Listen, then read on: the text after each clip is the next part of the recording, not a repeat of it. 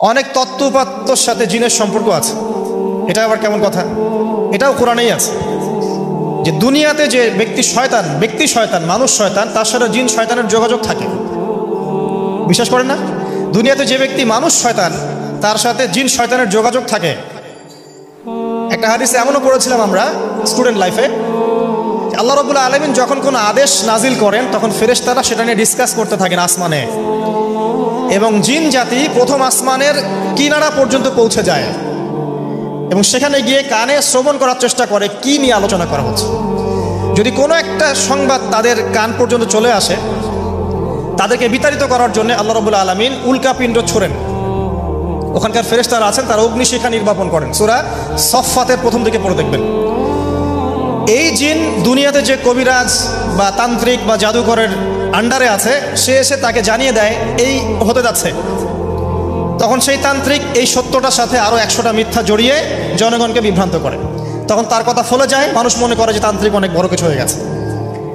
তো এগুলো সবই ফিতনা। যাই হোক, এই জিনের ব্যাখ্যা কিন্তু আমরা করতে পারছি না। আমরা আত্মা কাকে বলে জানি না। স্বপ্ন দেখি মাঝে মাঝে আমরা, স্বপ্ন সত্য হয়। অনেক সময় অনেকের স্বপ্ন সত্য হয়, কোরআন তার সাক্ষী। অনেক সময় অমুসলিমের স্বপ্ন সত্যি হতে পারে, কোরআন তার সাক্ষী। ইউসুফ আলাইহিস সালাম জেলখানায়, মনে আছে? দুজন ব্যক্তি স্বপ্ন দেখলেন, একজন শরাব পান করাচ্ছেন মনিবকে, আরেকজনের মাথার মধ্যে রুটি, এখান থেকে পাখি রুটি খেয়ে চলে যাচ্ছে। এই দুজন ব্যক্তি কিন্তু মুসলিম নন। তারপরে ইউসুফ আলাইহিস সালাম বললেন, একজন নিষ্কৃতি পাবে এবং তার মালিককে সে শরাব পরিবেশন করবে, সে মুক্ত হয়ে যাবে সামনেই, অচিরেই। আরেকজন ব্যক্তি, তোমাকে শুলদণ্ড দেওয়া হবে, তোমার মাথার মধ্যে যে মগজ আছে এটা পাখি এসে খেয়ে ফেলবে। কুদি আল-আমর, এটা হয়ে গেছে, এটা আল্লাহর পক্ষ থেকে ফয়সালা। তাহলে এই স্বপ্ন মিথ্যা ছিল না সত্য? তো এই নবী সাল্লাল্লাহু আলাইহি ওয়াসাল্লাম বলেছেন, নবী সাল্লাল্লাহু আলাইহি ওয়াসাল্লামের প্রতি দরুদ পাঠ করা হলে এই দরুদগুলো সংগ্রহ করার জন্য এক শ্রেণীর ফেরেশতা আছেন, স্পেশাল ফেরেশতা, মালায়েকা। নবী করিম সাল্লাল্লাহু আলাইহি ওয়াসাল্লাম বলেছেন, এক শ্রেণীর স্পেশাল ফেরেশতা আছেন যারা দরুদগুলোকে সংরক্ষণ করেন। আমরা যে কথাগুলো বলছি রেকর্ড হয়ে যাচ্ছে না? আজকে থেকে 100 বছর 200 বছর আগে মানুষ এটা কল্পনা করতে পারত? আমরা এখন যেখানেই মুভ করছি, সিসি ক্যামেরা, ভিডিও, এটা সেটা, স্যাটেলাইট, এগুলো আছে না? আজকে থেকে 300 বছর আগে মানুষ এগুলো বিশ্বাস করতে পারত? আজকে থেকে 1000 বছর আগে কোনো মানুষকে বলেন যে স্যাটেলাইট দিয়ে পুরো বিশ্ব নিয়ন্ত্রণ করা যায়, সে বলবে যে পাগল, তার মাথায় ঢুকবেই না স্যাটেলাইট কি জিনিস। ঠিক একইভাবে আল্লাহ পাকের জ্ঞান হচ্ছে লক্ষ কোটি কোটি বছর আগের, চির নতুন, চির প্রাচীন, চির আধুনিক। এই জ্ঞানের ঊর্ধ্বে কারো জ্ঞান নয়, এই রাজি নয়।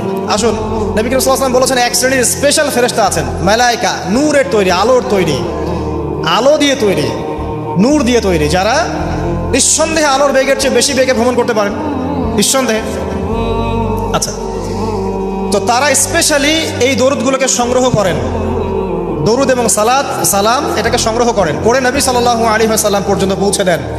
এরপর আল্লাহ রাব্বুল আলামিন, আল্লাহ সুবহানাহু ওয়া তাআলার ইচ্ছায় নবী করিম সাল্লাল্লাহু আলাইহি ওয়াসাল্লাম এর জবাব দিয়ে থাকেন। একটু চিন্তা করেন যে আপনি মনে করেন আল্লাহ রাসূল সাল্লাল্লাহু আলাইহি ওয়াসাল্লামের দরজায় দাঁড়িয়ে আছেন, কথার কথা মনে করেন যে তিনি জীবিত আছেন, কথার কথা। আপনি তার বাড়ি চেনেন, তার বাসায় গেলেন, গিয়ে নক করলেন, গিয়ে নক করে বললেন আসসালামু আলাইকুম। এবার নবী সাল্লাল্লাহু আলাইহি ওয়াসাল্লাম ভিতর থেকে আপনাকে বললেন, কথার কথা ধরে নেন যে ওয়া আলাইকাস সালাম। এর অর্থ কি? ওয়া আলাইকাস সালাম অর্থ কি? আপনার উপরেও শান্তি বর্ষিত হোক। আচ্ছা, আবার মনে করেন আপনি বাসার ভিতরে আছেন, আপনার বাসায় নবীজি এসেছেন সাল্লাল্লাহু আলাইহি ওয়াসাল্লাম, কথার কথা। এবার তিনি আপনার দরজায় নক করছেন, নক করে বলছেন আসসালামু আলাইক, তোমার উপর শান্তি বর্ষিত হোক। তো নবী সাল্লাল্লাহু আলাইহি ওয়াসাল্লামের এই যে দোয়া, তোমার উপরে শান্তি বর্ষিত হোক, এটা যে যত বেশি পাবে তার জীবনটা তত সুন্দর হবে না? অতএব যে ব্যক্তি যত বেশি দরুদ পাঠ করবে, যত বেশি সালাত প্রদান করবে নবী সাল্লাল্লাহু আলাইহি ওয়াসাল্লামকে, ইনশাআল্লাহ তাআলা সে সচ্ছল হবে, টেনশন ফ্রি থাকবে, সুখে শান্তিতে পৃথিবীতে বসবাস করবে ইনশাআল্লাহ। আর সুখ বলতে আমি শুধুমাত্র চাকচিক্য বোঝাচ্ছি না, বাড়ি গাড়ি স্ট্যাটাস বোঝাচ্ছি না। সুখী হওয়ার জন্য টাকা যথেষ্ট না। অনেক সময় দেখবেন কোটিপতি মানুষ সুখী নয়, একজন ভ্যান চালক সুখী। সুখ টাকা দিয়ে কেনা যায়? সুখ বলতে মনের সুখকে বোঝানো হচ্ছে। আল্লাহ পাক আমাদেরকে বোঝার তৌফিক দান করুন। আমি যেটা বলতে চাচ্ছিলাম, জুমার দিনে বেশি থেকে বেশি নবীর উপর দরুদ পাঠ করতে হবে। কোন দরুদ পাঠ করব? একটা সংক্ষিপ্ত দরুদ আছে, পড়তে পারি আল্লাহুম্মা সাল্লি ওয়া সাল্লিম আলা নবিয়িনা মুহাম্মদ, এটা পড়তে পারি। আরেকটা আছে আল্লাহুম্মা সাল্লি আলা মুহাম্মাদিন ওয়া সাল্লিম, এটা সংক্ষিপ্ত। আর যদি আপনার সামনে নবীর নাম উচ্চারণ করা হয় বলবেন সাল্লাল্লাহু আলাইহি ওয়াসাল্লাম। অথবা সবচেয়ে সেরা দরুদ হচ্ছে দরুদ ইব্রাহিম, আল্লাহুম্মা সাল্লি আলা মুহাম্মাদ ওয়া আলা আলি মুহাম্মাদ কামা সাল্লাইতা আলা ইব্রাহিম ওয়া আলা আলি ইব্রাহিম ইন্নাকা হামিদুম মাজিদ। আল্লাহুম্মা বারিক আলা মুহাম্মাদ ওয়া আলা আলি মুহাম্মাদ কামা বারাকতা আলা ইব্রাহিম ওয়া আলা আলি ইব্রাহিম ইন্নাকা হামিদুম মাজিদ। এটা প্রথম আমল, জুমার দিনে করবেন। এছাড়া প্রত্যেক দিন সকালে 10 বার এবং সন্ধ্যায় 10 বার করে দরুদ পড়বেন। তাহলে কি হবে? ইনশাআল্লাহ তাআলা আপনি, আমি, আমরা সবাই কিয়ামতের মাঠে নবী সাল্লাল্লাহু আলাইহি ওয়াসাল্লামের সুপারিশ পেয়ে যাব ইনশাআল্লাহ। সুপারিশ সম্পর্কে একটা হাদিস শুনিয়ে দেই, যথেষ্ট হবে ইনশাআল্লাহ। নবী সাল্লাল্লাহু আলাইহি ওয়াসাল্লাম বলেছেন, আমার উম্মতের যে ব্যক্তি, যে কোনো ব্যক্তি, নারী পুরুষ, সাদা কালো, বাঙালি, যে কোনো ব্যক্তি, সে যদি শিরিক না করে মারা যায়, আল্লাহর সাথে শিরিক করে নাই, এই অবস্থায় মারা গেছে, নবী সাল্লাল্লাহু আলাইহি ওয়াসাল্লামের সুপারিশ তার উপর ওয়াজিব হবে ইনশাআল্লাহ। ইনশাআল্লাহ সে জান্নাতে যাবে যদি শিরিক না করে মারা যায়। অন্য যে কোনো পাপ আল্লাহ যাকে ইচ্ছা মাফ করতে পারে। আল্লাহ পাক আমাদেরকে শিরিক মুক্ত আমল করার তৌফিক এনায়েত করুন, আমিন। জুমার দিনের দ্বিতীয় আমল হচ্ছে আপনাকে সূরা কাহফ তেলাওয়াত করতে হবে। এটা খুবই ইম্পর্টেন্ট একটা আমল। জুমার দিনে সূরা কাহফ অবশ্যই তেলাওয়াত করবেন। যদি পুরোটা তেলাওয়াত করতে নাও পারেন, কমপক্ষে প্রথম 10 আয়াত, শেষের 10 আয়াত তেলাওয়াত করবেন। ইন্না আনজালনাহু ফি লাইলাতুল কদর, আমি কোরআনকে লাইলাতুল কদরে নাজিল করেছি। আর আমরা সবাই জানি লাইলাতুল কদর কোন মাসে? রমাদান মাসের শেষ দশকে। নবী সাল্লাল্লাহু আলাইহি ওয়াসাল্লাম আমাদেরকে জানাতে বের হয়েছিলেন যে এক্স্যাক্টলি কোন রাতে লাইলাতুল কদর। নবীজি লাইলাতুল কদর পেয়েছিলেন, তার কপালে কাদামাটির দাগ ছিল, ওই রাতে বৃষ্টি হয়েছিল। লাইলাতুল কদরের রাতে বৃষ্টি হতে পারে, এর একটা আলামত। তিনি বলতে বের হয়েছেন সাহাবীদেরকে যে কবে লাইলাতুল কদর। পথিমধ্যে দেখলেন দুইজন মুসলিম আপোষে ঝগড়া করছে। কি করছে? যেটা আমরা সচরাচর পড়ি আর কি। দুইজন মুসলিম আপোষে ঝগড়া করছে। নবী সাল্লাল্লাহু আলাইহি ওয়াসাল্লাম বললেন যে আমি লাইলাতুল কদর জানানোর জন্যই এসেছিলাম, কিন্তু মুসলিমদের আপোষের ঝগড়ার কারণে এই জ্ঞানটাকে আমার থেকে ভুলিয়ে দেওয়া হয়েছে। এই ভুলিয়ে দেওয়ার মধ্যেই কল্যাণ ছিল। নবী সাল্লাল্লাহু আলাইহি ওয়াসাল্লাম বললেন, তোমরা লাইলাতুল কদর রমাদানের শেষ দশকে তালাশ করবে, শেষ দশকের বিজোড় রাতে তালাশ করবে, অর্থাৎ 21, 25, 23, 27 এবং 29, এই 5টা রাতে তোমরা লাইলাতুল কদর তালাশ করবে। ইনশাআল্লাহ এর মধ্যে একটা রাত লাইলাতুল কদর হবে। এই রাত যে পেয়ে যাবে, 1000 মাস ইবাদত করলে যে নেকি হয়, এই এক রাত ইবাদত করলে সেই নেকি হবে ইনশাআল্লাহ। লাইলাতুল কদরি খায়রুম মিন আলফি শাহর। এবং এই রাতে কি হয়? তানাজ্জালুল মালায়েকাতু ওয়ার রূহু ফিহা বিইذনি রাব্বিহিম মিন কুল্লি আমর। এই রাতে ফেরেশতা মণ্ডলী আসমান থেকে নেমে আসেন পৃথিবীতে, এবং তাদের সর্দার হচ্ছেন জিবরাইল আলাইহিস সালাম। কি নিয়ে নেমে আসেন? প্রত্যেকটা বিষয়ের ফয়সালা নিয়ে। অর্থাৎ এই 1 বছর কি হবে আপনার সাথে, এটা লাইলাতুল কদরের মধ্যে ফিক্স করা হয়। মানুষের তাকদীর 3 দফায় লেখা হয়। কয় দফায়? প্রথম দফা হচ্ছে আসমান এবং জমিন সৃষ্টি করার 50,000 বছর আগেই আমাদের তাকদীর লেখা হয়ে গেছে। আসমান জমিন সৃষ্টি করার 50,000 বছর আগেই আপনার আমার তাকদীর লেখা হয়ে গেছে। এরপর মায়ের গর্ভে যখন সন্তানের রূহটা আসে, 4 মাস 10 দিন বয়স বাচ্চার, তখন আল্লাহর পক্ষ থেকে একজন ফেরেশতা আসেন, রূহ নিয়ে আসেন। রূহটা কি? রূহ মানে কি? সায়েন্সকে জিজ্ঞাসা করেন রূহ মানে কি, বলতে পারবে? ওয়ায়াসআলুনাকা আনির রূহ, তারা তোমাকে রূহ সম্পর্কে জিজ্ঞাসা করে। কুলির রূহু মিন আমরি রাব্বি, রূহ হচ্ছে তোমার রবের আদেশ মাত্র, আদেশ। ব্যাখ্যা করতে পারবে না, কঠিন না তরল না বায়বীয়। আল্লাহর হুকুমে এসেছে, আল্লাহর হুকুমেই চলে যাবে, কোনো কারণের দরকার নাই। আল্লাহ যদি বলেন কুন ফায়াকুন, এর নাম রূহ। তারা তোমাকে রূহ সম্পর্কে জিজ্ঞাসা করে। কুলির রূহু মিন আমরি রাব্বি, বলো যে রূহ তোমার রবের আদেশ মাত্র।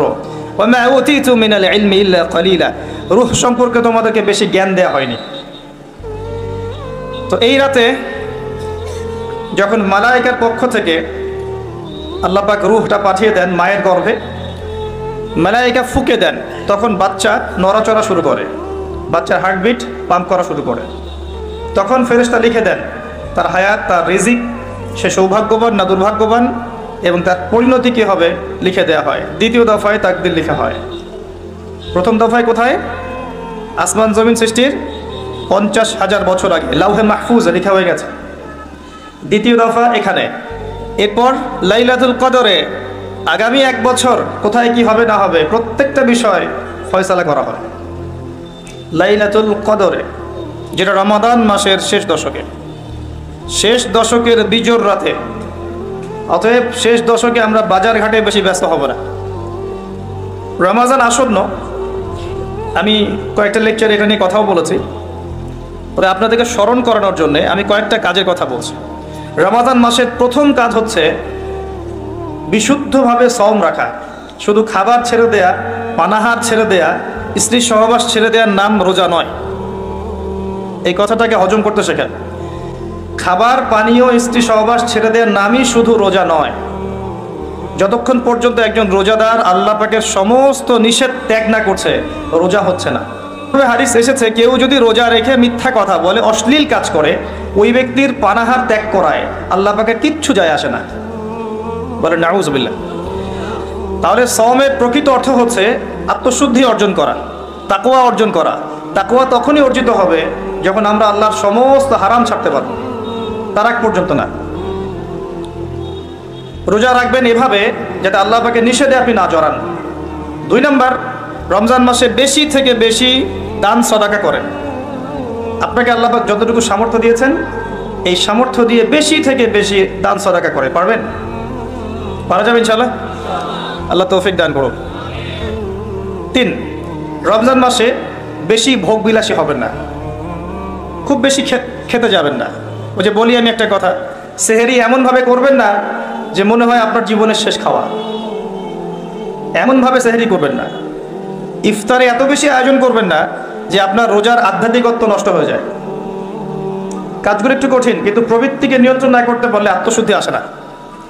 যার সামনে অনেকগুলো খাবার দেয়া হয়েছে এবং সে ক্ষুধার্ত, যদি এখানে সে সবর করতে পারে, বুঝবেন তার প্রবৃত্তির উপর তার নিয়ন্ত্রণ আছে। কথা বুঝতে পারছেন? এই ব্যক্তির সামনে যদি একটা সুন্দরী নারীকে দেয়া হয়, নগ্নভাবে দেয়া হয়, বলা হয় জেনা করো, এই ব্যক্তির জন্য জেনা থেকে দূরে থাকা সহজ, কারণ সে তার প্রবৃত্তিকে নিয়ন্ত্রণ করতে পেরেছে। যখন দেখবেন খাবার টেবিলে অনেকগুলো গোগ্রাসে মানুষ খাচ্ছে দাড়ি টুপি নিয়ে, বুঝবেন এই ব্যক্তির উপর তার প্রবৃত্তি জয়লাভ করেছে। প্রবৃত্তির উপরে নিয়ন্ত্রণ নাই। আগে পেটকে নিয়ন্ত্রণ করতে হয়। মুসলিমদের ভুঁড়ি থাকে নাকি? মুসলিমদের ভুঁড়ি থাকা সুন্নত। কোন মুজাহিদ সাহাবীর ভুঁড়ি ছিল? আজকে দেখবেন মুসলিমদের মধ্যে প্রচুর ভুঁড়িওয়ালা মানুষ আছে। নবী সাল্লাল্লাহু আলাইহি ওয়াসাল্লাম শেষ জামানার হাদিসে বলেছেন, শেষ জামানায় এমন একটা সময় আসবে যে মুসলিমরা হবে আয়েশি, খুব আরামপ্রিয়, সাকিল হবে, মেদ জন্মাবে, ঠেস দিয়ে দেয়ালে শুয়ে থাকবে আর বলবে আমি কোরআন মানি, হাদিস মানি না। রমজান মাসে খাওয়ারকে নিয়ন্ত্রণ করেন। 3 নাম্বার, রমাদান মাসটা হবে কোরআনময়। রমাজানে কোরআনকে সময় দিবেন, কারণ কোরআনই হচ্ছে সেই কারণ যার কারণে রমজান মাসকে সম্মানিত করা হয়েছে। কি করবেন কোরআনকে নিয়ে? প্রথমত আপনি তিলাওয়াত করবেন, বিশুদ্ধ করে তিলাওয়াত করবেন। প্রত্যেকদিন একটা করে পারা তিলাওয়াত করার চেষ্টা করেন। পারা যাবে ইনশাআল্লাহ? 1 পারা একদিনে 20 পৃষ্ঠা, সময় লাগবে সর্বোচ্চ 1 ঘন্টা। হাফেজে কোরআন যারা, তাদের মাত্র 20 মিনিট লাগে। আর যারা আমরা কোরআন টুকটাক বুঝি, তাদের উচিত হবে রমজান মাসে কোরআন অর্থসহ পড়া, একটু গবেষণা করা, আল্লাহ পাক কি বলেছেন কোরআনে এটাকে তাদাব্বুর করা। পারা যাবে ইনশাআল্লাহ? যারা হাফেজ আছি, রমজান মাসে হিফজ চর্চা করব। তারাবির সালাতে আমরা পুরো কোরআন খতম করবো ইনশাআল্লাহ। এবং তারাবির সালাতে যিনি তেলাওয়াত করবেন তার তিলাওয়াতটা হবে সুমধুর। সবচেয়ে সেরা তেলাওয়াতকারীকে তারাবি পড়াতে দেবেন। ইমাম সাহেবদেরকে, মুয়াজ্জিন সাহেবদেরকে, খতিব সাহেবদেরকে, তাদের পরিবারের দায়িত্ব আপনারা নিয়ে নেবেন। তারা এই মাসে দিনকে সময় দিবে, কোরআনকে সময় দিবে, তারাবি পড়াবে, নামাজ পড়াবে, তাদের ফ্যামিলির দায়িত্ব আপনারা নেবেন। তাদেরকে ভালো অঙ্কের হাদিয়ার ব্যবস্থা করবেন, যাতে তাদের টাকা পয়সা রিজিকের জন্য ফিকির করতে না হয়। পারবেন না ইনশাআল্লাহ? ইনশাআল্লাহ তাআলা। কোরআনকে সময় দিবেন, কোরআন তাদাব্বুর করবেন, গবেষণা করবেন, তিলাওয়াত করবেন। এটাই সেই মাস যেই মাসে কোরআন নাজিল হয়েছে। আর কোরআন নাজিল হয়েছে বলেই বিশ্বে ইসলাম প্রতিষ্ঠা পেয়েছে। কোরআন না থাকলে ইসলাম থাকতো? হাদিস না থাকলে ইসলাম থাকতো? কোরআন হাদিস আল্লাহর ওয়াহি, আল্লাহর প্রত্যাদেশ এই মাসে নাজিল করা হয়েছে। তাহলে এই মাসের মূল বিষয়টা কি? এই মাসের মূল বিষয়টাই হচ্ছে কোরআন।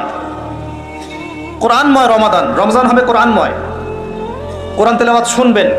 যারা বিভিন্ন অফিসে আছেন, আদালতে আছেন, ব্যাংকিং সেক্টরে আছেন, ড্রাইভিং করছেন, হোটেলে বসে আছেন ইত্যাদি, যে যে প্রফেশনে আছেন, শুরুতেই কোরআন তেলাওয়াত দিয়ে শুরু হবে। কোরআন তেলাওয়াত ছেড়ে দিবেন, কোরআন তেলাওয়াত বাঁচতে থাকবে, আপনি কাজ করবেন। কোরআনময় রমাদান, যেখানে যাবেন সেখানে কোরআন। গান শুনবেন না, কোরআন শুনবেন। বাসায় কোরআন তেলাওয়াত ছাড়বেন, সবাই মিলে দেখবেন, কোরআনময় চর্চা হবে। পারা যাবে ইনশাআল্লাহ। এক মাস যারা কোরআন পড়তে জানেন না, এই এক মাস আপনার জন্য সর্বোত্তম সময় কোরআন শেখার। ইমাম সাহেবের কাছে যাবেন, মুয়াজ্জিন সাহেবের কাছে যাবেন, স্থানীয় আলেমের কাছে যাবেন, মাদ্রাসায় যাবেন, এক মাসের কোরআনের কোর্স করবেন। এই মাস শেষে যেন আমরা দেখতে পাই যে এই এলাকার সমস্ত মানুষ কোরআন পড়তে জানে। পারা যাবে ইনশাআল্লাহ? আল্লাহকে ওয়াদা করেন এই মাসে কোরআন তেলাওয়াত শিখবো ইনশাআল্লাহ। পারা যাবে ইনশাআল্লাহ? আল্লাহ পাক আপনাকে প্রত্যেক হরফে 10টা নেকি দিবে ইনশাআল্লাহ। আলিফ লাম মিম বলবেন, 30 নেকি হবে ইনশাআল্লাহ। এই কোরআন আপনার পক্ষে সাক্ষী দিবে ইনশাআল্লাহ। এই কোরআন পরকালে আপনার পক্ষে সাক্ষী দিবে ইনশাআল্লাহ। আল কোরআন হুজ্জাতুন লাকা ওয়া আলাইকা, আপনার পক্ষে সাক্ষী দিবে অথবা বিপক্ষে সাক্ষী দিবে। কোরআনের মাধ্যমে আল্লাহ আপনার সম্মান বাড়াবে ইনশাআল্লাহ। আপনার হায়াতে বরকত হবে, রিজিকে বরকত হবে, আপনি কম অসুস্থ হবেন ইনশাআল্লাহ। অসুস্থ হলেও কোরআন তেলাওয়াতের মধ্য দিয়ে আপনি শেফা পাবেন ইনশাআল্লাহ। আল্লাহ পাক বলেছেন না, ওয়া নুনাজ্জিলু মিনাল কোরআন মা হুয়া শিফাউন ওয়া রাহমাতুল লিল মুমিনিন। আমি কোরআন নাজিল করেছি, এই কোরআনে মুমিনদের জন্য শেফা আছে, আরোগ্য আছে এবং দয়া আছে, রহমত। অন্য আয়াত আল্লাহ বলেছেন হুদাল লিন্নাস, এটা পুরো মানব জাতির জন্য হেদায়াত। বুশরা লিল মুসলিমিন, মুসলিমদের জন্য সুসংবাদ। তিবিয়ানান লিকুল্লি শাই, প্রত্যেকটা বিষয়ে ব্যাখ্যা। লা রাইবা ফিহ, কোনো সন্দেহ নাই। এগুলো আল্লাহ পাক বলেছেন না?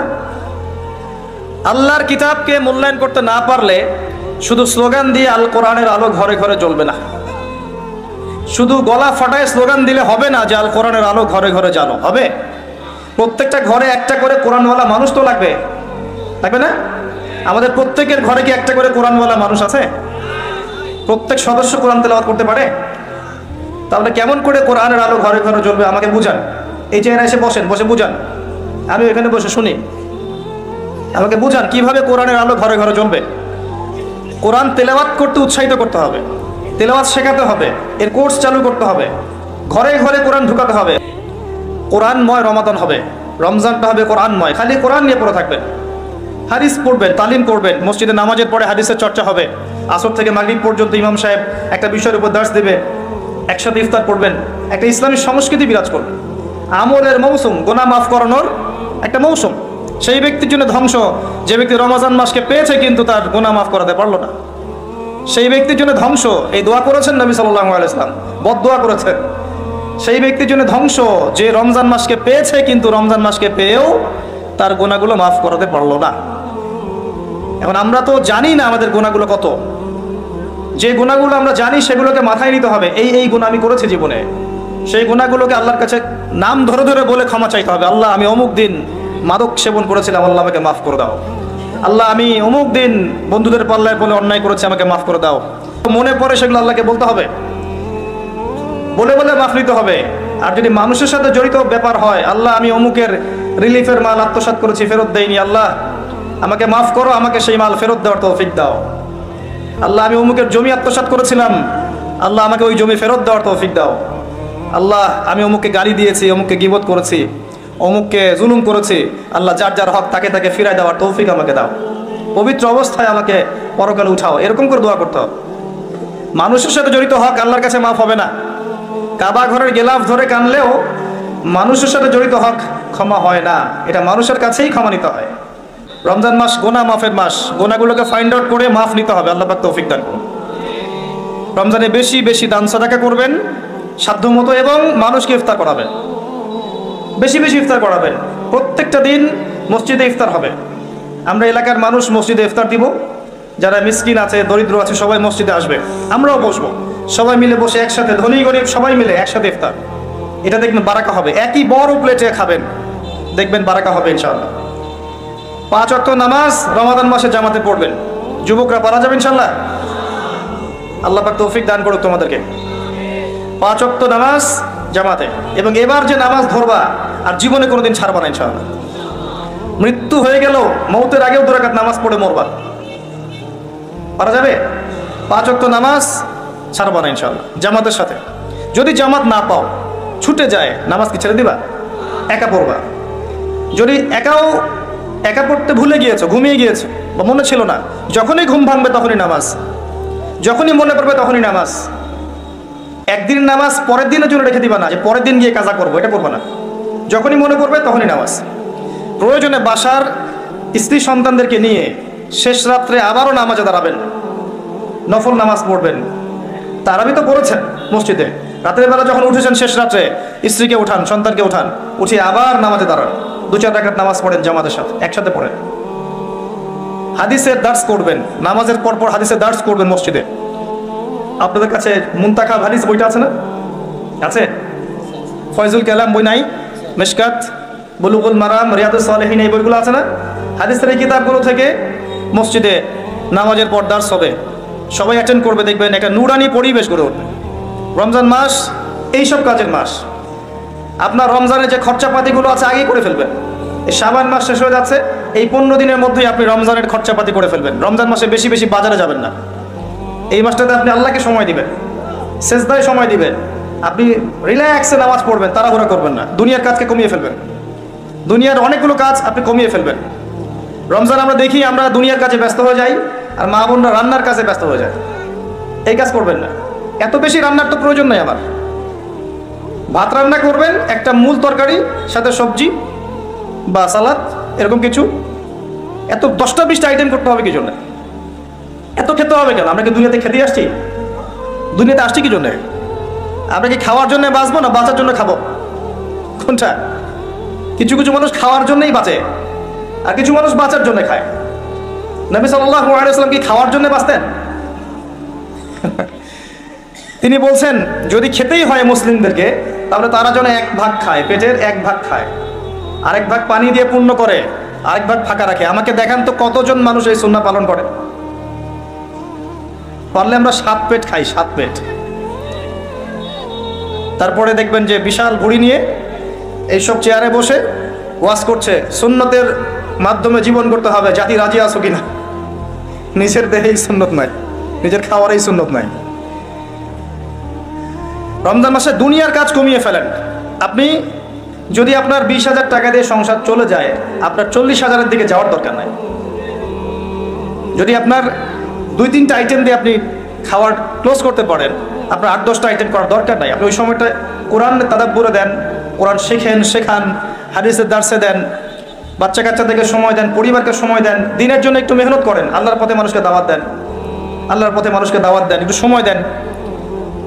দুনিয়ার কাজ কমিয়ে ফেলেন, এটা আমার নসিহত থাকে। আরও আছে, রমাদানে আমরা তারাবি খুব সুন্দর করে আদায় করবো ইনশাআল্লাহ। তারাবিকে গুরুত্ব দিবেন, এটা অত্যন্ত গুরুত্বপূর্ণ একটা ইবাদত। এখানে রাকাত সংখ্যা নিয়ে ঝগড়া করবেন না, রাকাত সংখ্যা নিয়ে ঝগড়া না করে নামাজের কোয়ালিটি বাড়ানোর চেষ্টা করবেন। নামাজটা হবে কোয়ালিটিফুল। 2 রাকাত নামাজ দেখলে মনে হবে চোখ জোড়ানো নামাজ, লম্বা কেরাত, লম্বা রুকু, লম্বা সেজদা, এবং সেজদায় বেশি থেকে বেশি দোয়া করবেন। রমাদানে সেজদায় বেশি বেশি দোয়া করবেন, কারণ আল্লাহ পাক বলেছেন, আল্লাহ রাসূল বলেছেন যে বান্দা আল্লাহর এত কাছে কখনোই যেতে পারে না যত কাছে সে সেজদারত অবস্থায় থাকে। সেজদারত অবস্থায় আপনি যা চাইবেন আল্লাহর কাছে সেটাই কবুল হয়ে যাবে ইনশাআল্লাহ। আল্লাহ পাক আমাদেরকে বেশি বেশি সেজদায় দোয়া করার তৌফিক দান করুন, আমিন। কিয়ামতের দিন কোরআন তার পাঠকের পক্ষে সুপারিশ করবে, সুবহানাল্লাহ। তিনি বলছেন সূরা বাকারা এবং সূরা আলে ইমরান সুপারিশ করবে, ওই পাঠকের উপরে ছায়া প্রদান করবে। কিয়ামতের মাঠে কোনো ছায়া থাকবে? আল্লাহর আরশের ছায়া থাকবে, কোরআন আপনাকে ছায়া দিবে। সূরা আলে ইমরান, সূরা বাকারা আপনাকে ছায়া দিবে। বিশুদ্ধ করে তেলাওয়াত করা শিখলে আপনি রাত্রেবেলা সূরা মুলক তেলাওয়াত করবেন। কোন সূরা? সূরা মুলক যে ব্যক্তি রাতের বেলা তেলাওয়াত করে এই ব্যক্তি মৃত্যুবরণ করলে ইনশাআল্লাহ তাআলা তার কবরের আযাব হবে না। কবরের আযাব কি চারটাখানি কথা? সূরা মুলক তেলাওয়াত করলে এই ব্যক্তিকে সূরা মুলক কবরের আযাব থেকে বাঁচিয়ে দিবে ইনশাআল্লাহ। 30টা আয়াত মুখস্থ করে ফেলতে পারেন। কোরআন তেলাওয়াত করা শিখলে আপনি আয়াতুল কুরসি পড়তে পারবেন। কোনটা? আল্লাহু লা ইলাহা ইল্লা হুয়াল হাইয়ুল কাইয়ুম, এখান থেকে শেষ পর্যন্ত। সূরা বাকারার আয়াত নাম্বার 255। প্রত্যেক ফরজ নামাজের পর যে ব্যক্তি বিশুদ্ধ করে আয়াতুল কুরসি তেলাওয়াত করবে, মৃত্যু ছাড়া তার জান্নাতে যাওয়ার কোনো বাধা নাই। সুবহানাল্লাহ। আর ছোট্ট সূরা আছে কিছু, সূরা ফালাক, সূরা নাস, সূরা ইখলাস। সকালে 3 বার সূরা ইখলাস, 3 বার ফালাক, 3 বার নাস। বিকেলবেলা বা সন্ধ্যার পরে 3 বার সূরা ইখলাস, 3 বার ফালাক, 3 বার নাস। নবী সাল্লাল্লাহু আলাইহি ওয়াসাল্লাম বলছেন, এই ব্যক্তিকে দৃশ্য অদৃশ্যের যাবতীয় ক্ষতি থেকে বাঁচানোর দায়িত্ব আল্লাহ নিয়ে নেবেন ইনশাআল্লাহ।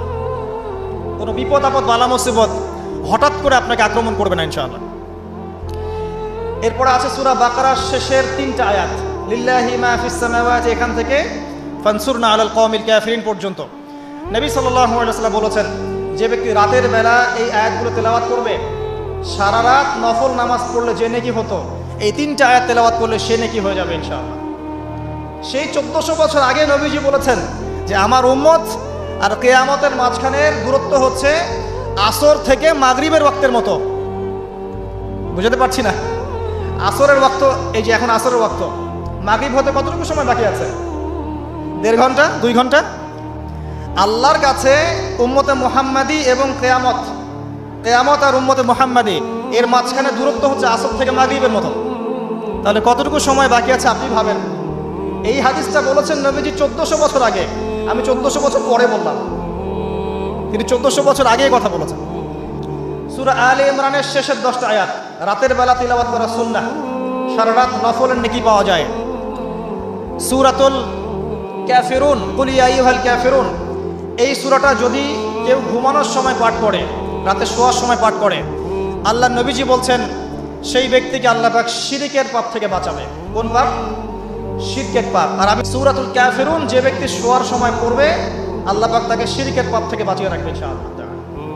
আল্লাহ পাক শিরকের একটা গোপন পাপ আছে, গোপন শিরক, রিয়া, মানুষকে দেখানোর জন্য আমল করা, লোক দেখানো আমল, এটা থেকেও আল্লাহ পাক বাঁচাবে সেই ব্যক্তিকে, যে ব্যক্তি সূরা কাফিরুন রাতের বেলা তেলাওয়াত করবে ঘুমানোর সময় ইনশাআল্লাহ তাআলা।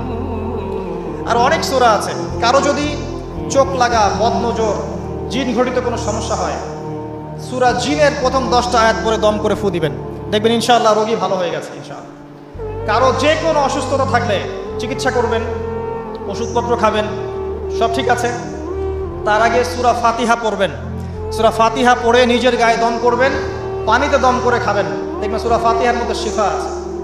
সূরা ফাতিহার মধ্যে শিফা আছে। এই সূরা আরেকটা নাম হচ্ছে আয়াতুশ শিফা। এই সূরার মধ্যে শিফা আছে, আরোগ্য আছে, আর অনেক আয়াত আছে, এগুলো বলতে গেলে সময় শেষ হয়ে যাবে। প্রথম যে কাজ আমাদের, সেটা হলো আল কোরআনকে বিশুদ্ধ করে পড়তে শেখা। আমার কথা কি বুঝতে পারছেন? যারা পড়া শিখেছেন আবার পড়া শেখেন।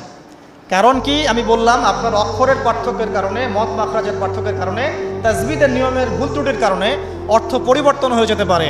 তখন সারাটা জীবন আপনি ভুল পড়ে যাবেন। আর আমি এটা আপনাকে হলফ করে বলতে পারি যে আপনি কোরআন যতটুকু তেলাওয়াত করছেন এবং নামাজে যে আরবিগুলো পড়ছেন, এগুলোর মধ্যে অনেক ভুল ভ্রান্তি আছে, আপনি জানেন না। যদি আপনি কোনো আলেমের কাছে যান, তাকে শোনান, তিনি আপনার ভুল ধরাতে পারবেন। অতএব আবার বিশুদ্ধ করে পড়া শেখেন, আল্লাহ পাক তৌফিক দান করুন। নবীজি বলেছেন সাল্লাল্লাহু আলাইহি ওয়াসাল্লাম, মান ক্বারাআ হারফাম মিন কিতাবিল্লাহি ফালাহু হাসানা, কেউ যদি একটা হরফ তেলাওয়াত করে কোরআনের, তার নেকি হবে কত নেকি? আল হাসানাতু কাশরি আমসালিহা, এক নেকি 10 দিয়ে গুণ করা হবে। অর্থাৎ একটা হরফ তেলাওয়াত করলে 10 নেকি হবে ইনশাআল্লাহ। আলিফ লাম মিম পড়লে 10 নেকি হয় না, আলিফ লাম মিম পড়লে 30 নেকি হয়। কারণ আলিফ একটা হরফ, লাম একটা হরফ, মিম একটা হরফ। আপনি কি জানেন কোরআনে কতগুলো হরফ আছে? আল কোরআনে 600টা পৃষ্ঠা আছে। কত পৃষ্ঠা?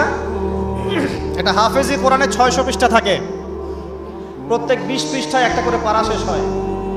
প্রত্যেকটা পৃষ্ঠার মধ্যে 15টা করে লাইন থাকে। কয়টা লাইন থাকে? 15টা লাইন থাকে। প্রত্যেকটা লাইনের মধ্যে 9টা করে গড়ের শব্দ থাকে। গড়ে 9টা করে শব্দ থাকে। এক পৃষ্ঠায় দেখবেন 134 বা 135টা শব্দ থাকবে। এখন 600কে আপনি 135 দিয়ে গুণ করলে দেখবেন আল কোরআনে 77,800টা শব্দ আছে। 77,800টা শব্দ আছে, মানে প্রায় 78,000 শব্দ আছে। এটা হলো শব্দের কথা বললাম। এই শব্দগুলো সব নতুন শব্দ নয়, এগুলো বের হয়েছে মাত্র 4 থেকে 4,500 শব্দ থেকে, মাত্র 4 থেকে 4,500 শব্দ থেকে। এই শব্দগুলো আবার 3 ভাগে ভাগ করা যায়। এক ভাগ হচ্ছে নাউন্স, নাউন্স তো বোঝেন, বিশেষ্য, যেগুলোকে আমরা ইসম বলি, যেমন আল্লাহ, মুহাম্মদ, জিবরিল, মিকাইল, ইব্রাহিম, ইসমাইল, এগুলো নাউন মানে বিশেষ্য। একগুলো আছে ফেল বা ক্রিয়াপদ, যেমন না'বুদু, নাস্তাঈন, নাতরুকু, ইয়ামালুন, ইয়াফআলুন ইত্যাদি। অনেকগুলো আছে ফেল মানে ক্রিয়া। এই ফেলগুলোই মূল জিনিস, এগুলো ভার্বস। এগুলো 2 ভাগে ভাগ করা যায়, ফেলে মাজি এবং ফেলে মুদারি, অতীতকাল এবং বর্তমান ভবিষ্যৎকাল। আরেকগুলো আছে হরফ বা অব্যয়, এগুলোকে আমরা ইংরেজিতে বলি প্রোনাউন্স বা প্রিপোজিশন বা কনজাংশন, ইন্টারজেকশন। এগুলো সব কিছু মিলেই হরফ। এই অল্প কিছু শব্দ থেকে কোরআনের 78,000 শব্দ বের হয়েছে। কোরআনের যদি কেউ 400 থেকে 500টা মাজদার জানে, মাত্র 400 থেকে 500টা মাজদার, ইনশাআল্লাহ তাআলা সে কোরআনের 70% অনুবাদ করতে পারবে ইনশাআল্লাহ। কথা কি বুঝতে পারছেন? হয়তো কিছু বুঝতে পারছেন না।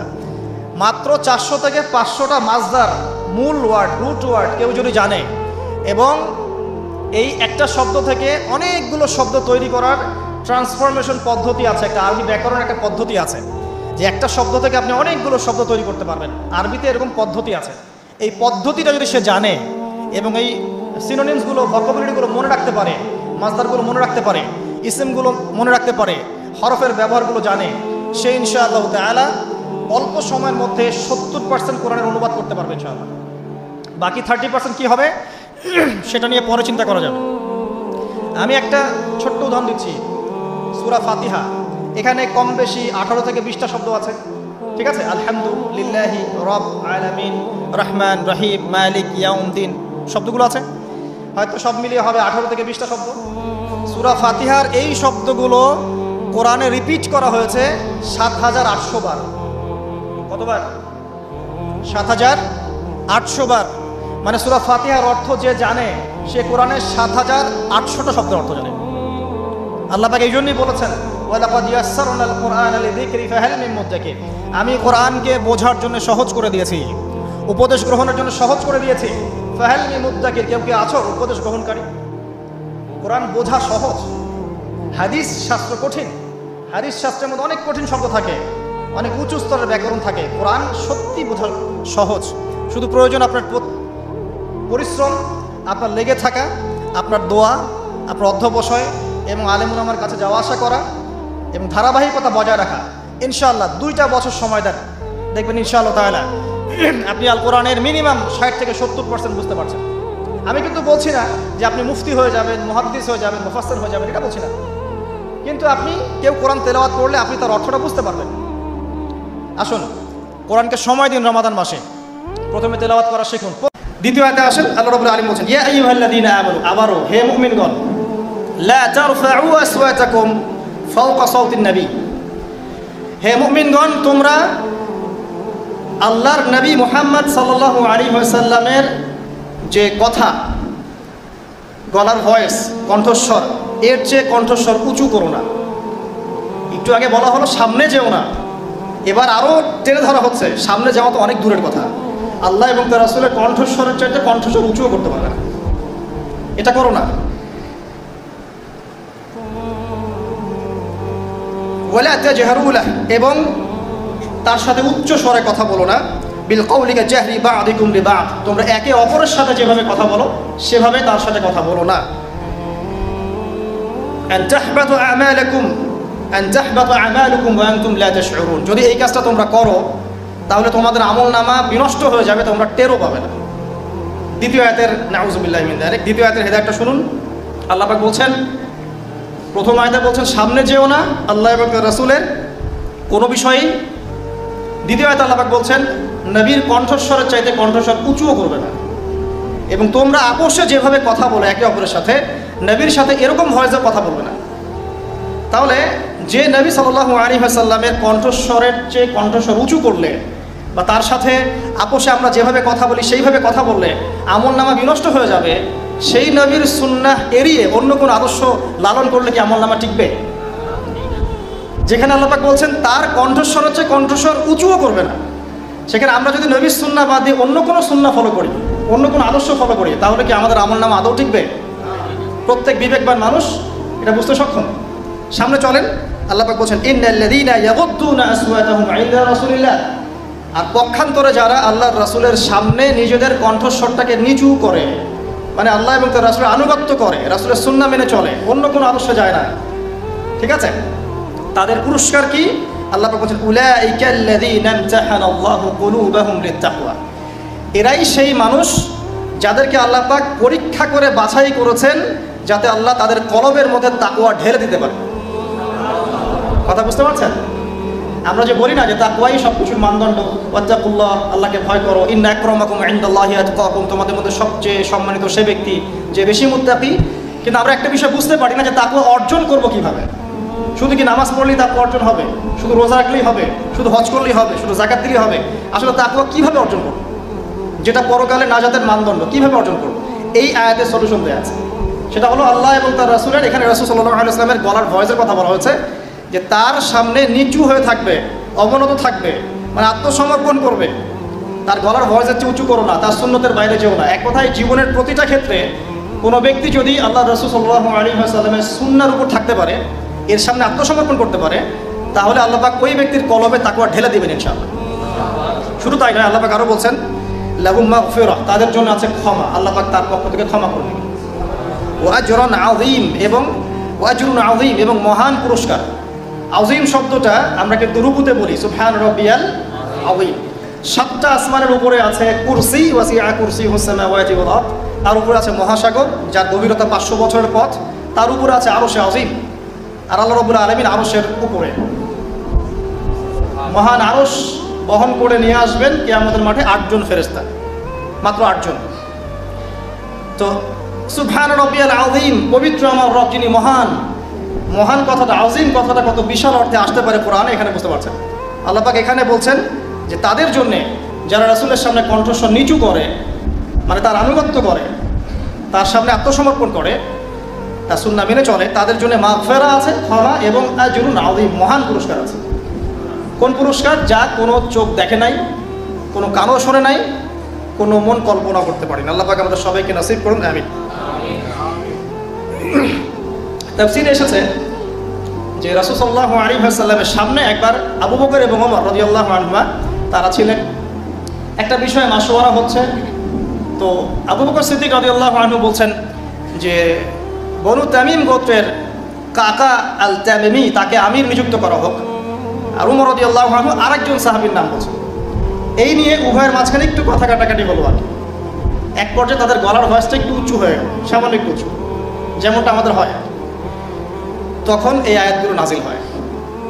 এরপর থেকে ওমর রাদিয়াল্লাহু আনহু এত নিচু স্বরে নবীর সামনে কথা বলতেন যে নবী সাল্লাল্লাহু আলাইহি ওয়াসাল্লামকে আরেকবার জিজ্ঞাসা করতে হতো, কি বললাম।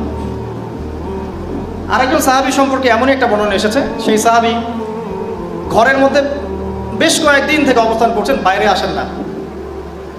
অন্য সাহাবীরা জিজ্ঞাসা করছেন কেন, তিনি বলছেন যে আমি একবার নবী সাল্লাল্লাহু আলাইহি ওয়াসাল্লামের সামনে একটু উঁচু স্বরে কথা বলেছিলাম, হয়তোবা আয়াতটা আমার জন্যই নাজিল হয়েছে, আল্লাহ আমার সব আমল বিনষ্ট করে দিয়েছেন, হয়তোবা আমি জাহান্নামী হয়ে গেছে, আমি কোন মুখ নিয়ে বাইরে যাব। তখন নবী সাল্লাল্লাহু আলাইহি ওয়াসাল্লাম বললেন তাকে ডেকে নিয়ে আসো। ওই সাহাবীকে ডেকে আনা হলো। নবীজি বললেন সে জাহান্নামী নয়, বরং সে জান্নাতি। এরপর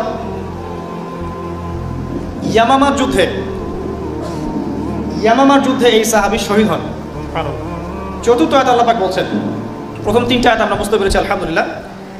চতুর্থ আয়াত আল্লাহ পাক বলছেন যে বিসমিল্লাহির রহমানির রহিম, আল্লাহ পাক বলছেন ইন্নাল্লাযীনা ইউনাদুনাকা মিন ওয়ারাইল হুজুরাত, ইন্নাল্লাযীনা ইউনাদুনাকা মিন ওয়ারাইল হুজুরাত আকসারুহুম লা ইয়াকিলুন। 4 নম্বর আয়াত আল্লাহ পাক বলছেন প্রথম 3 আয়াতের পরে, নিশ্চয়ই যারা হে নবী মুহাম্মদ সাল্লাল্লাহু আলাইহি ওয়াসাল্লাম তোমাকে হুজুরাতের পিছন দিক থেকে ডেকেছে, মানে নবী সাল্লাল্লাহু আলাইহি ওয়াসাল্লামের ছোট ছোট হুজরা ছিল, কক্ষ ছিল, এরকম 9টা কক্ষে তার 9 জন স্ত্রী থাকতেন মসজিদ নববীর ঠিক পাশে। তো একদল বেদুইন মানে আরবের গ্রাম্য কিছু মানুষ, তারা একবার দুপুর বেলা এসেছিল নবী সাল্লাল্লাহু আলাইহি ওয়াসাল্লামের কাছে। তাকে না পেয়ে তারা ঘরের বাহির থেকে তাকে ডাকা শুরু করেছিল জোরে জোরে, হে মুহাম্মদ সাল্লাল্লাহু আলাইহি ওয়াসাল্লাম বাইরে আসুন, বাইরে আসুন, এভাবে বলা শুরু করেছে। নবী সাল্লাল্লাহু আলাইহি ওয়াসাল্লাম মনে মনে একটু অস্বস্তি বোধ করেছেন, কিন্তু মুখে কিছু বলেন নাই, মুখে তাদেরকে কোনো কটু কথা বলেন নাই, কিন্তু আল্লাহ পাক সেই অস্বস্তির অবস্থাটা বুঝতে পেরেছেন। তো আল্লাহ পাক বলছেন যে নিশ্চয়ই যারা তোমাকে এই হুজুরতের পিছন থেকে ডাকে আকসারুহুম লা ইয়াকিলুন, তাদের বেশিরভাগের আকল নাই, বেশিরভাগের জ্ঞান নাই, মানে তারা একটু গ্রাম্য মানুষ, তাদের এত ভদ্রতাবোধ নাই। ওয়ালাউ আন্নাহুম সাবারু হাত্তা তাখরুজা ইলাইহিম লাকানা খায়রুল লাহুম, যদি তোমার বের হওয়া পর্যন্ত তারা অপেক্ষা করত, তুমি নিজে বের হয়ে আসবে এই পর্যন্ত তারা অপেক্ষা করত, তাহলে এটা তাদের জন্য বেশি ভালো হতো। আল্লাহ পাক এভাবেই বললেন। তারপরে বলছেন যে লাহুম খায়রুল লাহুম আল্লাহু গফুর রহিম, আল্লাহ পাক পরম করুণাময় অসীম দয়ালু। এখানে এই দুটো আয়াতের মধ্যে একটা নাসিহা আছে। একদল মানুষ যারা কিছুটা আকলহীন ছিল, তারা নবী সাল্লাল্লাহু আলাইহি ওয়াসাল্লামকে এভাবে ডাকা শুরু করলো।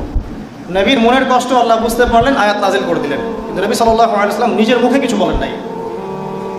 এখন আল্লাহ পাক বলছেন যদি তারা সবর করত এবং তোমার বের হয়ে আসা পর্যন্ত অপেক্ষা করতো, এটা তাদের জন্য বেশি ভালো হতো। এখানে খেয়াল করে দেখেন যে যে মানুষগুলো এই কাজটা করেছিল তারা কিছুটা আকলহীন এবং কিছুটা জাহেল প্রকৃতির। আল্লাহ রাব্বুল আলামিন তাদেরকে শাসালেন না, অজ্ঞদেরকে শিক্ষা দেওয়ার একটা পদ্ধতি আল্লাহ পাক শিখাচ্ছেন এখানে। তাদের বেশিরভাগের আকল নাই, আল্লাহ পাক মাফ করে দিয়েছেন, কারণ তারা বুঝতে পারে নাই। ঠিক এরকম একটা আয়াত সূরা ফুরকানের মধ্যেও আছে রহমানের বান্দাদের সম্পর্কে, যে ওয়াইদা খাতাবাহুমুল জাহিলুনা ক্বালু সালামা। রহমানের বান্দা তারাই, তাদের একটা বৈশিষ্ট্য হচ্ছে যখন তারা জাহেলদের সাথে মোলাকাত করে বা জাহেলরা তর্ক করতে আসে, তারা বলে সালামা, তোমাদের সাথে আমরা তর্ক করতে চাই না, সালামুন আলাইকুম, তোমাদের উপর শান্তি বর্ষিত হোক। এখানে আমরা একটা ইসলামিক সোসাইটির নাসিহা পাচ্ছি, শিষ্টাচার পাচ্ছি। একটা কথা আমি বলতে ভুলে গিয়েছিলাম এর আগে, সেটা হলো নবী সাল্লাল্লাহু আলাইহি ওয়াসাল্লামের সামনে গলার ভয়েস উঁচু করা যেমন অপরাধ, ঠিক তেমনি যেই মজলিসগুলোতে নবী সাল্লাল্লাহু আলাইহি ওয়াসাল্লামের হাদিস এবং সুন্নাহ নিয়ে আলোচনা হবে সেখানেও গলার ভয়েস উঁচু করাটা অপরাধ। একই সাথে নবী সাল্লাল্লাহু আলাইহি ওয়াসাল্লামের কথাগুলো যে আলেম ওলামারা সমাজে প্রচার করেন, তাদের ক্ষেত্রে কথা বলার সময় আদব রক্ষা করাটা আমাদের কর্তব্য। এটা প্রত্যেকটা বিষয় রিলেটেড এখানে। আর এখন যে দুটো আয়াত বললাম, এর আয়াতের আলোকে ইবনে আব্বাস রাদিয়াল্লাহু আনহু তিনি বলছেন যে কোনো সময় এমন হতো যে আমি কোনো সাহাবীর কাছে গিয়েছি হাদিস শেখার জন্যে, তার বাসার সামনে গিয়ে আমি দাঁড়িয়ে থাকতাম। তারপর তারা যখন বাসা থেকে বের হতো আমাকে জিজ্ঞাসা করতো যে তুমি বাসায় নক করলেই তো হতো, বাসায় একটু নক করলেই তো হতো, তাহলে তো আমরা বের হয়ে তোমাকে হাদিস শেখাতে পারতাম, বলতে পারতাম। তখন আব্দুল্লাহ ইবনে আব্বাস রাদিয়াল্লাহু আনহু তিনি বলতেন যে এই আয়াতটা আমাকে বাধা দেয়, যে আয়াতটা নবী মুহাম্মদ সাল্লাল্লাহু আলাইহি ওয়াসাল্লাম সম্পর্কে নাজিল হয়েছে, আর যেহেতু আলেমগণ নবীদের উত্তরাধিকারী ওয়ারিস, এই জন্য কোনো আলেমের কাছে গিয়ে জ্ঞান শেখার জন্য আমি অপেক্ষা করতে পছন্দ করি যতক্ষণ না সে বের হয়ে আসে। আর আমাদের সোসাইটির মধ্যে দেখবেন যে আলেম ওলামার উপর মানুষের আচরণ কেমন। কোনো ক্ষেত্রে দেখা যায় এমন যে একজন ইমাম একজন খতিবকে মসজিদ কমিটির কাছে জিম্মি হয়ে থাকতে হচ্ছে। কখনো এমন হয় না? কখনো দেখা যায় একটা মাদ্রাসার পরিচালনা কমিটির কাছে একজন মাদ্রাসার প্রিন্সিপালকে জিম্মি হয়ে থাকতে হচ্ছে। আর এখানে আল্লাহ পাক কি শিক্ষা দিচ্ছেন যে নবী সাল্লাল্লাহু আলাইহি ওয়াসাল্লামের বাসার পিছন থেকে তাকে উচ্চস্বরে ডাকাটাকে তিনি অপছন্দ করছেন, এবং সাহাবায়ে আমল করে দেখাচ্ছেন এভাবে তারা আলেমদের বাসার সামনে গিয়ে দাঁড়িয়ে থাকতেন যতক্ষণ না তারা বের হয়। এই তাজিম না থাকলে দিনের জ্ঞান অর্জন করা যায় না। আসলে ভক্তি, শ্রদ্ধা বা তাজিম এগুলো না থাকলে দিনের জ্ঞান অর্জন করা যায় না। আল্লাহ পাক আমাদেরকে তৌফিক এনায়েত করুন। এরপরে খুব ইম্পর্টেন্ট কিছু আয়াত আসবে, এগুলোর দিকে আমি বেশি ফোকাস করতে বলছি। আল্লাহ পাক বলছেন 6 নম্বর আয়াতে, ইয়া আইয়ুহাল্লাযীনা আমানু, হে মুমিনগণ। এই জায়গা থেকে খুব ভালো করে শোনেন, মূল সূরার ফেসটা এখান থেকে শুরু হচ্ছে। ইয়া আইয়ুহাল্লাযীনা আমানু, হে মুমিনগণ। সবাইকে বলা হচ্ছে হে মুমিনগণ, ইন জাআকুম ফাসিকুম বিনাবাইন ফাতাবায়ানু। তোমাদের কাছে যদি কোনো ফাসেক বা পাপাচারী কোনো সংবাদ নিয়ে আসে, যে কোনো খবর, হে মুমিনগণ তোমাদের কাছে যদি কোনো ফাসেক বা পাপাচারী ব্যক্তি কোনো সংবাদ নিয়ে আসে, যে কোনো খবর নিয়ে আসে, ফাতাবায়ানু, সেটা আগে ভালো করে তদন্ত করে পরীক্ষা করে দেখো। আগে বিশ্বাস করো না এবং আগে কোনো ইনিশিয়েটিভ নিও না, ওই তথ্যের উপর ভিত্তি করে কোনো কাজ করে বসো না। আগে তোমরা খবরটাকে যাচাই বাছাই করে দেখো। কেন? আন তুসিবু কওমান বিজাহালা, ফাতুসবিহু আলা মা ফাআলতুম নাদিমিন। হতে পারে ওই খবরটা বিশ্বাস করে নেওয়ার ফলে অজ্ঞতা বশত তোমরা এমন কিছু করে বসবে যার ফলশ্রুতিতে তোমরা পরবর্তীতে নিজেরাই অনুতপ্ত হবে। কথা কি বুঝতে পারছেন ভাই? সবার আগে খবরটা যাচাই বাছাই করার চেষ্টা করবেন। এমন কোনো খবরকে শুনেই বিশ্বাস করবেন না যেটা আল্লাহ রাব্বুল আলামিন বলছেন হয়তো বা এমন কিছু তোমরা করে ফেলতে পারো যেটার কারণে তোমরা পরবর্তীতে নিজেরাই অনুতপ্ত হবে যে আমরা এটা কি করলাম। এক ভাই আর এক ভাই গলা ছুরি যাবো না। আর এখানে যদি কোনো মিডিয়া কর্মী থেকে থাকে তাদের প্রতি এই আয়াতটা একটা নসিহত, এমন কোনো খবর প্রচার করতে যায় না যেটার সাথে বাস্তবতার কোনো সম্পর্ক নেই। যদি করেন আজকে দুনিয়াতে আপনি পার হয়ে গেলেও কাল পরকালে আপনি পারবেন না। You have to face your grave. আপনাকে আপনার কবর ফেস করতে হবে অল অ্যালন, একা একাই, কেউ আপনার সাথে যাবে না। সো প্রফেশন ইজ গুড, প্রফেশনটা ভালো, কোনো সমস্যা নেই, কিন্তু অনেস্ট থাকেন, সত্য প্রচার করেন, সত্যের সাথে থাকেন, সত্য সেরি মানে ইনশাআল্লাহ। আল্লাহ পাক বারাকাত দেন। আল্লাহ পাক এই কথাটা বলার পরে সামনে যাচ্ছেন, তিনি বলছেন ওয়া আলামু আন্না ফীকুম রাসূলুল্লাহ, হে মুমিনগণ তোমরা জেনে রাখো তোমাদের সাথে তোমাদের সাথে আল্লাহর রাসূল আছেন, মানে রাসূল তখন জীবিত ছিলেন। লাউ ইউতিউকুম ফি কাসীরিন মিনাল আমরি লাআনিতুম, যদি রাসূল সাল্লাল্লাহু আলাইহি ওয়াসাল্লাম বেশিরভাগ ক্ষেত্রে তোমাদের কথা ফলো করা শুরু করেন তাহলে তোমরাই ক্ষতিগ্রস্ত হবে। আল্লাহর ওহী যখন আসে এটার উপরে যদি তিনি তোমাদের মতামতকে বেশি প্রাধান্য দিতে চান তাহলে তোমরাই ক্ষতিগ্রস্ত হবে। ওহীটা এসেছে আমাদের কল্যাণের জন্যই। ওয়ালাকিন্নাল্লাহা হাব্বাবা ইলাইকুমুল ঈমান ওয়া যায়্যানা, অথচ আল্লাহ রাব্বুল আলামিন হে মুমিনগণ তোমাদের অন্তরে ঈমানকে সুশোভিত করেছেন। সুবহানাল্লাহ। ওয়া হাব্বাবা ইলাইকুমুল ঈমান ওয়া যায়্যানাহু ফি কুলুবিকুম ওয়া কাররাহা ইলাইকুমুল কুফরা ওয়াল ফুসুক ওয়াল ইসয়ান, এবং হে মুমিনগণ তোমাদের অন্তরে আল্লাহ পাক কুফরি, ফাসিকি এবং অবাধ্যতা এগুলোকে অপছন্দনীয় করেছেন। আলহামদুলিল্লাহ। উলাইকা হুমুর রাশিদুন, এবং এরাই হচ্ছে মূলত রাশিদ, সুপথপ্রাপ্ত। ফাদলা মিনাল্লাহি ওয়া নি'মা, এটা আল্লাহর পক্ষ থেকে ফাদল মানে অনুগ্রহ এবং নিয়ামত। আল্লাহু আলিমুন হাকিম, আল্লাহ রাব্বুল আলামিন আলিম মানে সব কিছু জানেন এবং হাকিম মানে প্রজ্ঞাময়। আল্লাহ রাব্বুল আলামিন বলছেন যে ইয়া আইয়ুহাল্লাযীনা আমানু, আবারও হে মুমিনগণ, ইজতানিবু কাসীরাম মিনাজ যান, আরও ডেঞ্জারাস নসিহত যেটাতে আমাদের মধ্যে 100% অলমোস্ট 100% মানুষ এখানে জড়িত। ইজতানিবু কাসীরাম মিনাজ যান, তোমরা বেশি থেকে বেশি ধারণা এবং অনুমান করা থেকে বিরত থাকো। বেশি বেশি ধারণা এবং অনুমান করা থেকে বিরত থাকো, বেঁচে থাকো। কারণ ইন্না বা'দা যান্নি ইসম, কারণ এমন অনেক ধারণা আছে যেগুলো আসলে পাপ, এগুলোর কোনো অস্তিত্ব নাই। অযথাই আপনি নিজের মনে এগুলো চিন্তা করছেন, সে হয়তো এমন না, আবার অমুক হয়তো তেমন, এখানে হয়তো এটা আছে, ওখানে হয়তো ওটা আছে, আপনি অযথাই অনুমান করছেন। এই অনুমানগুলোর সাথে বাস্তবতার কোনো সম্পর্ক নাই। আল্লাহ পাক আরও বলছেন ওয়ালা তাজাসসু, তোমরা জাসুসি করো না। এখানে জাসুসি বলতে বোঝানো হচ্ছে যে ইচ্ছা করে অন্যের দোষ খুঁজে বের করো না। এখানে জাসুসি বলতে বোঝানো হচ্ছে ইচ্ছা করে কোনো ব্যক্তির দোষ খুঁজে খুঁজে বের করার চেষ্টা করো না। এমনি প্রত্যেক মানুষের মধ্যেই দোষ থাকে, দেখাই যায় স্পষ্ট, তুমি এক্সট্রা খুঁজে খুঁজে বের করতে যেও না। এখানে বোঝানো হচ্ছে তোমরা যে দোষগুলো দেখা যায় এর বাইরে অতিরিক্ত দোষ খুঁজতে যেও না মানুষের। আপনার মধ্যে হয়তো এমন কিছু দোষ আছে যেটা আমি জানি না, এটা জানার জন্য ওত পেতে থাকার দরকার নেই, এটা তাজাসসু বলা হয়। তোমরা এভাবে জাসুসি করো না। আরও কি করো না, ওয়ালা ইয়াগতাব বা'দুকুম বা'দা, এক ভাই আরেক ভাইয়ের গীবত করো না।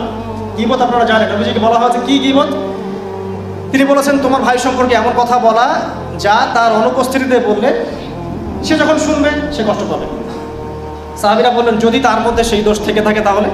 নবীজি বললেন যদি তার মধ্যে সেই দোষ থাকে তাহলেই তো তুমি তার গীবত করলে, আর যদি তার মধ্যে সেই দোষ না থাকে তাহলে তুমি তো তাকে অপবাদ দিলে।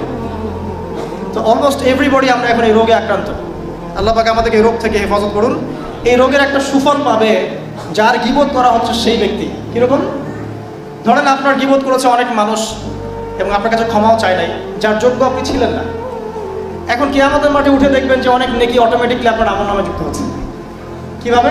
এই মানুষগুলো আপনার গীবত করেছিল, আপনি তার যোগ্য ছিলেন না, আপনার উপর জুলুমটা হয়েছে। আল্লাহ পাক সেদিন আপনাকে নেকি দিবেন, এটা ওদের আমল নামা থেকে নিয়ে আপনাকে দিবেন। এই জন্য পার্সোনালি আমাকে গীবত করলে আমি খুব খুশি হই যে আলহামদুলিল্লাহ কিছু নাকি পাওয়া যাবে ইনশাআল্লাহ, কারণ এই বিষয়টার সাথে আমি জড়িত না। মাশাআল্লাহ। তো আল্লাহ পাক আমাদেরকে গীবতের মহামারী থেকে বেঁচে থাকার তৌফিক দান করুন।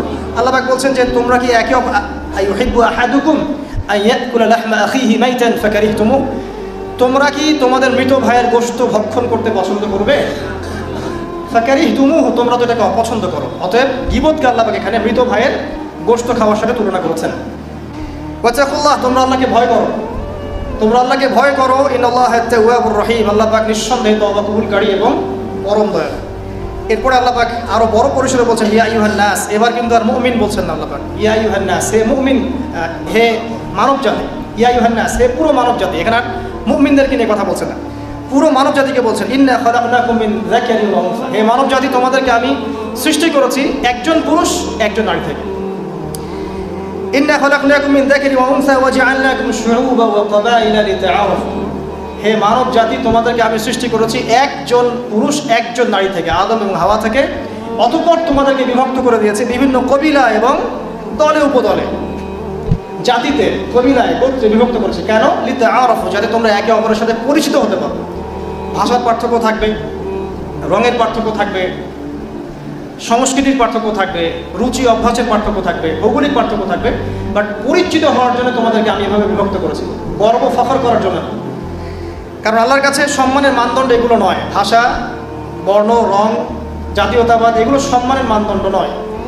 কি মানদণ্ড? ইন্না আকরামাকুম ইনদাল্লাহি আতকাকুম, তোমাদের মধ্যে আল্লাহর কাছে সবচেয়ে বেশি সম্মানিত সেই ব্যক্তি যে ব্যক্তি তোমাদের মধ্যে সবচেয়ে বেশি মুত্তাকি, শেষ, যার তাকওয়া বেশি, সে তোমাদের মধ্যে আল্লাহর কাছে সবচেয়ে বেশি সম্মানিত, হোক সে গরিব বা ধনী বা সাদা বা কালো বা যে কোনো ভৌগোলিকতার, যে কোনো জাতীয়তাবাদের, যে কোনো ভাষা বা যে কোনো রঙের। আল্লাহ রাব্বুল আলামিন সামনে আরও বলছেন ক্বালাতিল আ'রাবু আমান্না, আমরা শেষ করে দিচ্ছি, আর দু তিনটা আয়াত আছে। ক্বালাতিল আ'রাবু আমান্না, হে নবী, আরবরা বলে, আরবের যারা বেদুইন ছিল তারা বলে যে আমরা ঈমান এনেছি, আমরা ঈমান এনে ফেলেছি। কুল লাম তুমিনু, হে নবী আপনি বলে দিন তোমরা ঈমান নিয়ে আসোনি, তোমরা প্রকৃত অর্থে ঈমান নিয়ে আসোনি। ওয়ালাকিন কুলু আসলামনা, বরং তোমরা বলো যে আমরা কেবল ইসলাম